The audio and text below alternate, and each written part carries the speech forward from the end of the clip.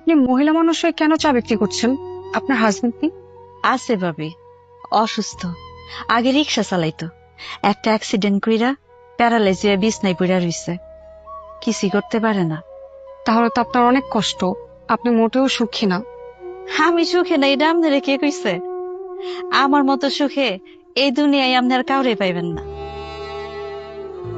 সৎভাবে কামাই করি, হালাল ভাবে উপার্জন করি ভাবি।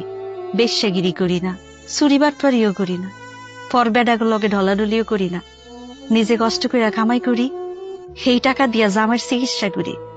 আবার বুড়া শাশুড়িরও পালতেছি। আমার দুইটা পোলা মাইয়া আছে, এগুলার স্কুলে পড়ালেখা করাইতেছি ভাবি।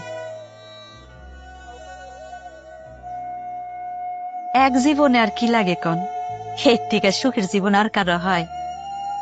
সারাদিন দোয়ানে খাটাখাটনি করানোর পরে যখন ঘরে যাই ভাবি, ওনার চেহারাটা দেখার পরে আমার সব কষ্ট দূরে যায়। প্যারালাইজড হাজবেন্ডের মুখ দেখে আপনার সব কষ্ট দুঃখ দূর হয়ে যায়? যাইবো না কেন? উনি তো আমার সুখ, আমার শান্তি। উনি যখন ভালো ছিল, আমার সুখে রাখনের লেগে দিন রাত কত কষ্ট করছে। রিক্সা চালাইয়া 2 বেলা খাওয়াইলো, ভালোবাসার কোনো কমতি আছিল না, সুখেরও কমতি আছিল না।